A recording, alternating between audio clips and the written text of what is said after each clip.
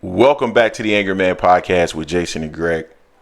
So I want to talk about one of my favorite fighters, Keyshawn Davis. And the reason why he's one of my most favorite fighters is because anytime you put a camera and a microphone in front of his face, he is going to make one of the most ridiculous statements you've ever heard in your life. And the reason why I want to talk about the most recent statement from Keyshawn Davis is because it ties into what I've said on this channel on multiple occasions, that Top Rank's approach to promoting African-American fighters is to tie their name into the hottest name in and around that weight class. Keyshawn Davis is at 135. That means 130, 135, 140. They are all talking about Gervonta Davis. Although Gervonta Davis hasn't fought anybody, doesn't have a great resume, supposedly, although everybody get a pass for fighting the absolute same fighters that Gervonta Davis has already fought. But hey, that's a different story, right? I want to play this clip from Keyshawn Davis because not only is it interesting, but it also contradicts what he said in the past. I'm talking about the recent past. I'm talking about last 12, 15 months or so ago. So let me play this clip very quickly, and then I'm going to play what he said, let's call it 15, 18 months ago, and then I'm going to react to it. So let's play this clip here real quick. This is Keyshawn Davis from essentially yesterday for the presser, the Shakur Stevenson versus Artem fight. Let's play this clip. Who'd you prefer at this point? I would prefer Tank Davis, the top guy. I would go for the top guy. If I could choose, I would choose Tank Davis. I just got goosebumps, bro, during that call out. That's a great fight. That shit ain't nothing. How did you see that fight going? I would knock Tank's short ass out. That little short motherfucker can't touch me. And I'm coming with that same shit he coming with, and he know that. His coach Kenny, got a lot to say. You know what I'm saying? Tells him to go fight the nigga from Cuba. No, nigga, I'm gonna fight Tank. Stop mentioning other people when I mention your fight. The fuck is you talking about, boy? Like, don't play with me, bro. Y'all know how I'm coming. Tank, if you wanna fight, send me a contract, bro. Tank, you know. So that's what Keyshawn had to say, which is an interesting statement. So that is nothing, according to Keyshawn. Now, Keyshawn is smart enough to know that there's no way that Bob Arum is going to put him in a fight with Gervonta Davis because, number one, he doesn't have the name to be in the ring with Gervonta Davis.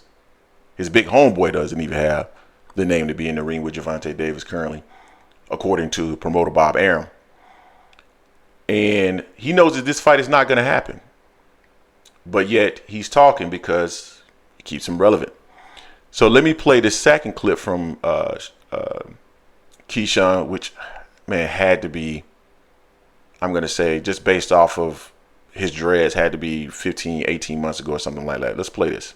I feel like I could take a punch because he caught me with, well, I remember he caught me with 2 good shots. He caught me with 1 good hook, and he caught me with 1 good straight.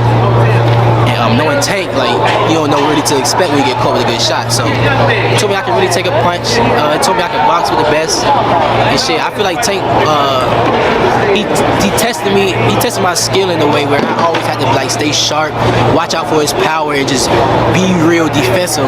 Because I'm not really a defensive fighter. Even though I got great defense, I love fighting like Tank does. So he had me fighting a style that I don't usually fight, and I feel like I got better at it. I capitalized it. And I learned a lot from sparring Tank, man. Learned a lot from sparring Tank. So let me get this straight.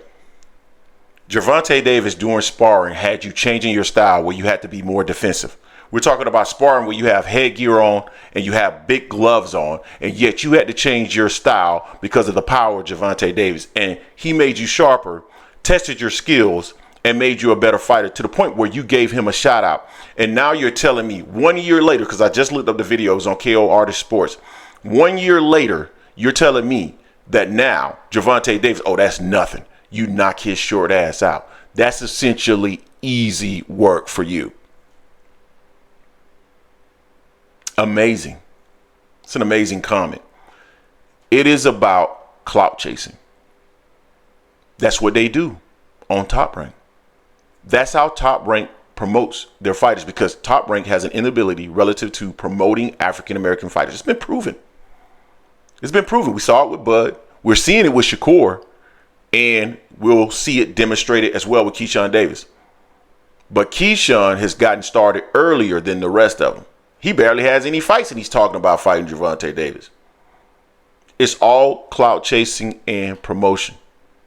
Brother literally a year ago was talking about how Gervonta Davis in the ring made him sharper. So you've gotten so much better that you blow Gervonta Davis out in 1 year?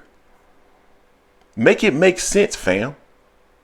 Now, I mentioned before that there's no way that Bob Arum would put Keyshawn Davis in the ring with Gervonta Davis today, not only because of the money situation, that it's not going to generate any money, but you're not going to put an up-and-coming prospect in a ring with a fighter who's in their prime. Similarly, when Gervonta Davis was around Keyshawn Davis's age, you wouldn't put Gervonta Davis in the ring with Lomachenko at that point. Loma is in his prime. Gervonta Davis is rising to his prime.